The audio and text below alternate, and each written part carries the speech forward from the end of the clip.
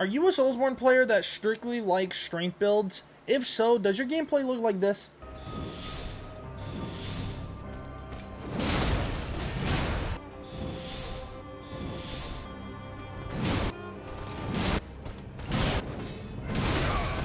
And then you keep doing this until the boss dies or you die. Well, I'm here to tell you I have the brand new best strength build in the game. It literally combines the best things about Elden Ring and Soulsborne. It's strength build and bleed builds. It is a strength bleed build. I'm not even kidding. This is one of the best builds I have ever seen in this game. So let's get straight into it, and I'll show you some of the gameplay that I've been getting with it, and it goes crazy. And I'm even going to be changing my guy up. My little dude that holds the two hammers, he's even getting a buff. Who, me? Yes, you're getting a buff, buddy. Finally. Alright! In all seriousness, though, I know you want to see the build, so here's some gameplay real quick before we get into the build. This is the damage that it's going to output.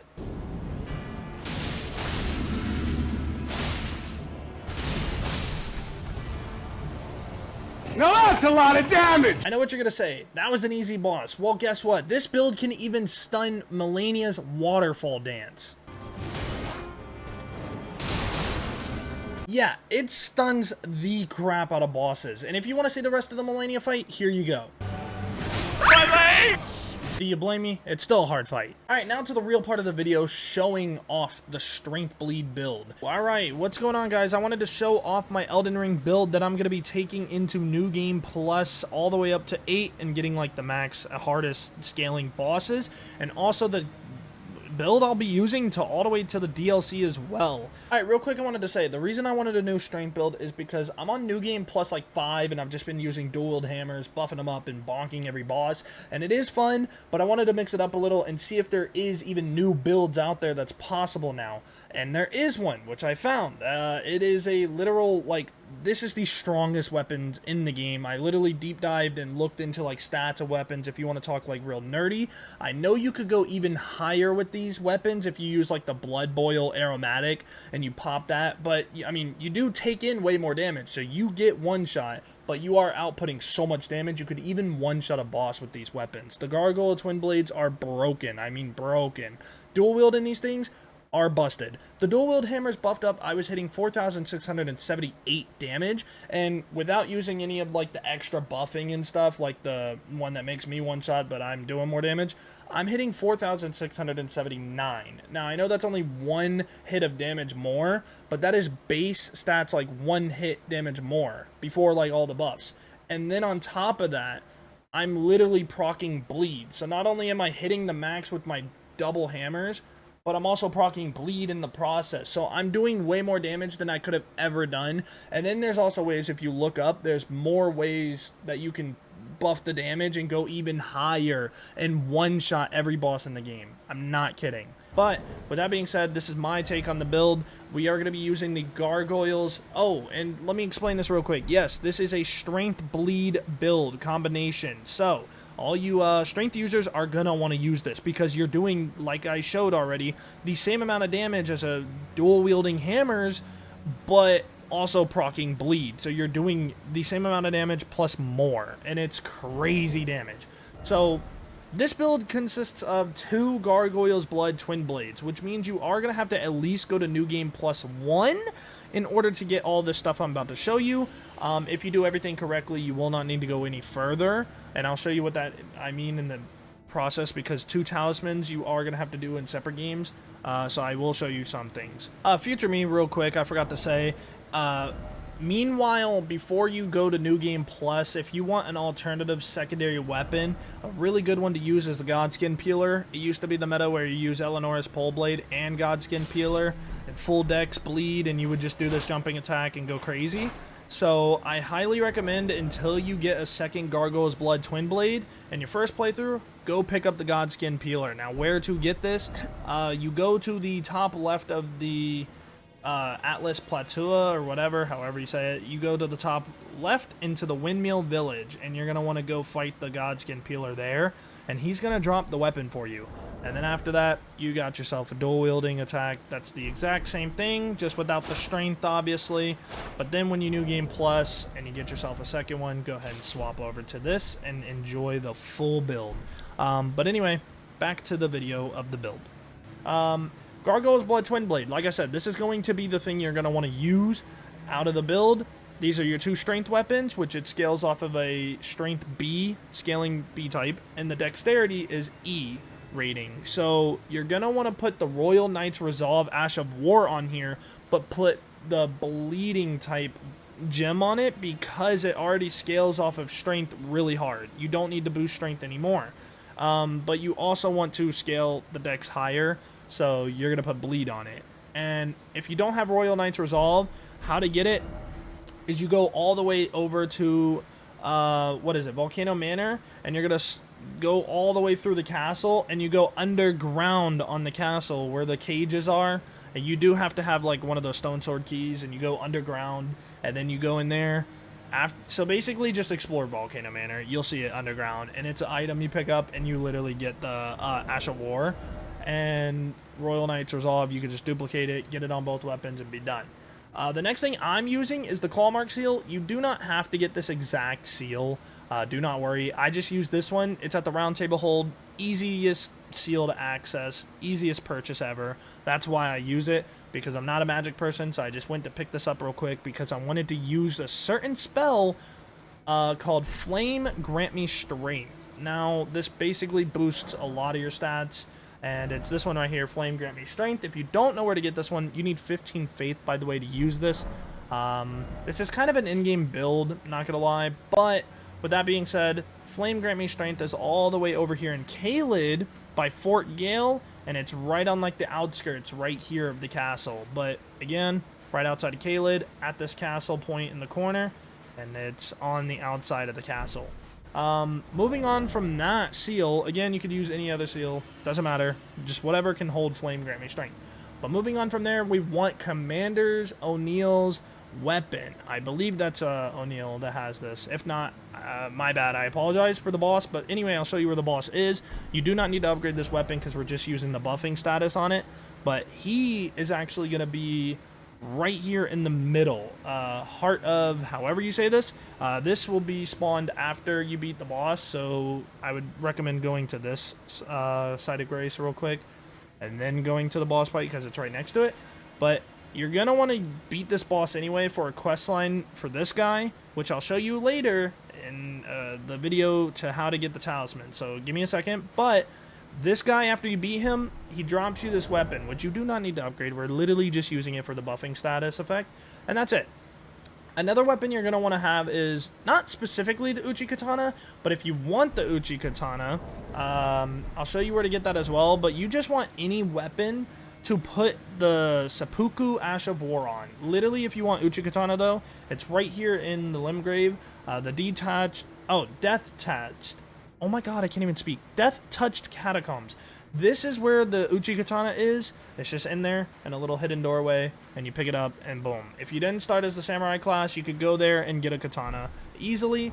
You could use anything, though, like a little dagger or a katana, but as long as you're using the Seppuku Ash of War. Now, if you don't have that Ash of War, I'll show you where to get that. You're going to want to go all the way up into the snow area at the Freezing Lake, and once you're there, you go out to the right, and it's like going to be an invisible walking guy, and like one of those things that go in a circle, and when you hit it, you get a free little Ash of War. It's right there. That is going to be the Ash of War Seppuku. That's how you get it. Moving on from that, you should have all of these things, which again, the Gargoyle's Blood Twin Blade, it's a boss fight when you beat, it's in the underground. It's the gargoyles that like kind of gang up on you, but after you beat them, you get the weapon. And here's the catch, though. You do need 2 of those, so you will have to go to New Game Plus 1 at least to get this weapon twice. That's what I mean by at least 1 game you will have to beat. But the White Mask is a huge part of this build because it procs bleed stat buffs. Now, This is also a quest line you have to do at the very beginning of the game when you talk to the guy that calls you Maidenless. He will give you this white mask after you beat his quest, and so you have to go through that also in your first playthrough. With that, next thing you want is the Raptor's Black Feathers. The reason we want this is because it also boosts your jump attacks, which you're going to be jump attacking a lot to get the 4 hits and proc a lot of damage and proc a lot of bleed. Which also, when you proc bleed or seppuku, it triggers the white mask, which does even more damage after a bleed is procced. So that's why you want both of these. The other armor pieces don't really matter, except the Bullgoat Greaves. You want to rock this because you have to have your poise at least over 51. If you see in the bottom right, I have 58 poise. What this means is when I'm doing damage or jump attacking or swinging, I can't be interrupted by an enemy attack. It's a lot harder. My attack is going to armor through it or hyper armor through it, however you want to say it. If you cannot rock Bullgoat Gauntlets and the Greaves, I highly recommend running the Elden Lord Bracers. This will get you at least to over the 51 poise. It'll put you at 52 with a much lighter equip load. Now, if you can rock this, I'm at in-game level 321, so I'm maxed out on a lot of stuff, so I'm able to rock this. But if you cannot, again, I highly recommend just using the Elden Lord Bracers, so you're at least over that, but then use the Bullgoat Greaves. So you at least balance yourself out with some nice armor, but getting over that 51 points, that's important. Now moving on to the Talismans, you're going to want the Lord of Blood's Exaltation. This basically means after bleed is procced, you're going to get more damage after. You're going to do a lot more. So when you finally proc that bleed and take a chunk of the boss, now you're going to be doing a lot more damage after that for a couple seconds. So you just beat the hell out of them and do more. Next one you're going to want is Claw Talisman, which enhances jump attacks. This is the main move you're going to want to do, where you go 1-2, 1-2, and it literally, you're hitting twice because you're dual wielding. So in reality, you're getting 4 attacks off in one swing. It's crazy. It just enhances that, plus the chest piece, the stacks, and does double of both of those. The next thing, these are the same quest line, but one of them you actually complete it and you get the Rotten Winged Sword insignia, and then the second one you can kill the NPC or the girl after a certain point and you just get the prosthesis and then you're done. So I would look up a video on that because, again, you do have to go a long way. So I would work on one of these, preferably the Rotten Winged Sword insignia because it's the harder one. You do that the first playthrough, you get the white mask in the first playthrough, and you get the very first Gargoyle's Blood Twin Blade in the first playthrough. And that way, your New Game Plus, all you have to work on is getting a second Gargoyle's Blood Twin Blade, and then doing the quest again, but killing her like at a certain point, so you get the prosthesis, and then you're done. That's it. Literally everything else you could just do in the first playthrough, and you're good to go. You will have this build ready to go. Oh, let me show you the physique thing, the wondrous flask that I use. So let's go ahead and I'll show you this as well. My flask, oh, never mind. My wondrous physique, the two things that I use is the Stone Barb Crack Tier. What this does is makes my attacks more likely to break their stance. So when I'm swinging on a boss, they're more likely to get staggered and kneel down, and I just break their stance and get a free big chunk of damage on them. This one helps a lot, especially for strength builds. Everybody knows this. If you're running strength builds, you're most likely running this. Now, the thing I used also is the Thorny Crack Tier, because this makes consecutive attacks grow stronger. So basically, I'm breaking their stance and I'm hitting them a bunch and proccing bleed and doing even more damage because of this right here and my helmet, because I'm proccing bleed, and my talisman. So basically, with my helmet, this talisman right here, and the cracked seal of physique, yeah, I'm doing a bunch of damage just by spamming, and it does so much damage. It's crazy. Alright, now that I've showed you the strength bleed build, now it's time to show you some gameplay and see what this thing can do in action, including Malenia.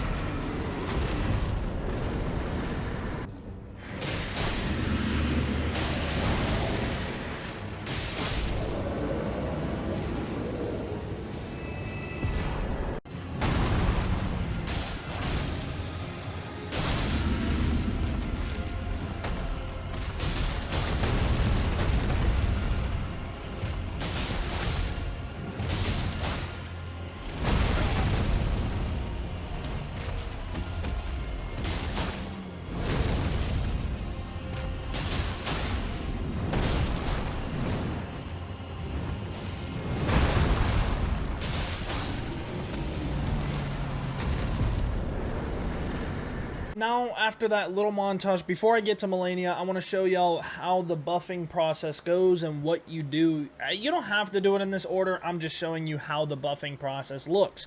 Because I do Flame Grant Me Strength to the Rally Flag, to the Seppuku, and then I drink my little flask of Wondrous Physique, and then I buff both of my blades, and then I jump straight into the fight. And that's how I buff up, which I will show you right now.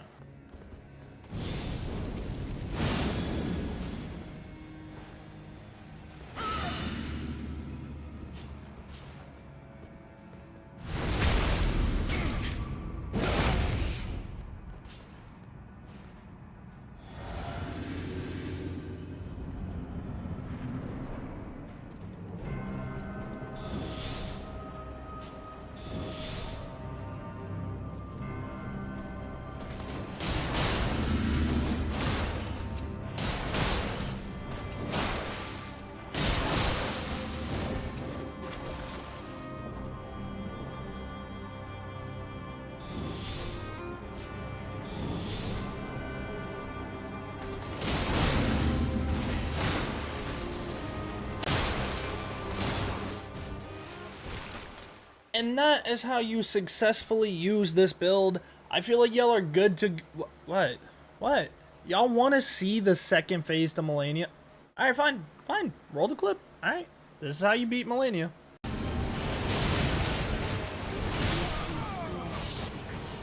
Oh, brother, this guy stinks! So that was a fucking lie. Hey, look, even with the good build, she's still a hard fight. But it's okay, because I used Malenia to kind of test out builds, but I think I found the right build now, so I think I'm good. But I'm still going to mess around with some stuff, but she's just one of the hardest fights, so I use her for scaling and just to see how to go about different builds. But with that being said, this is the build that I'm going to be using throughout all the new game pluses. I don't know if I'm going to be continuing that series of like going all the way to plus 8 because of the DLC dropping. I don't want to like lose my position, but we'll see.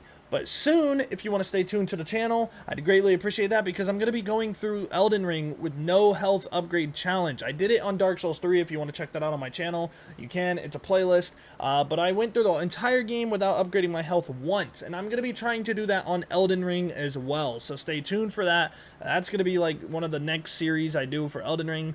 So yeah, that's going to be the build. This is a strength/bleed build. It's literally a combination of both. If you're running strength, I highly recommend this. I don't see why not to run this because you're literally doing more damage and proccing bleed at the same time. So literally, if you're a strength build user, I highly recommend running this. Strength bleed is now the new meta. I promise you, this shit is crazy. I don't actually know if it's the new meta. It's just super cool to me, and I love strength builds in every Soulsborne game, and this just combines both of them, and it makes it so much more fun to go through. Like I said again, this is going to be the build I go through, the new game pluses all the way up to 8 to get the max scaling. If you want to see that, I'll be doing that on my channel as well. If you're new here, welcome. I'm going to be starting to do Elden Ring content because I'm hyped for the DLC, and this will also be the build I use in the DLC as well. So if you're hyped for that, I'm also going to be uploading that on my channel, so stay tuned for that. And with that being said, hopefully you guys enjoyed this build video. I've never done this for Elden Ring. I've normally just kind of play the games. So yeah, but with that being said, I'm going to be going through more of the game and DLC whenever that drops. And yeah, try out the strength bleed build, guys. I highly recommend it. I can't stress this enough. It's so much fun. You've seen me destroy the hardest boss in the game, Malenia. Well, not destroy it, but her first phase at least. Don't worry about that. With that being said, you guys have a great rest of your day or night whenever you're watching this. I greatly appreciate you watching the video. If you made it this far, you're a real one. Hopefully you enjoyed the build video. I've never really done this before, so let me know what you guys think. And with that being said, stay tuned for the Elden Ring content because I'm definitely doing that challenge. It's going to be hard. I don't know if I'm going to stream or just do a recording on it or do both. I'm not sure yet. If you have any opinion, let me know. But with that being said, again, you guys take it easy, and I'll catch you all in the next one. Peace!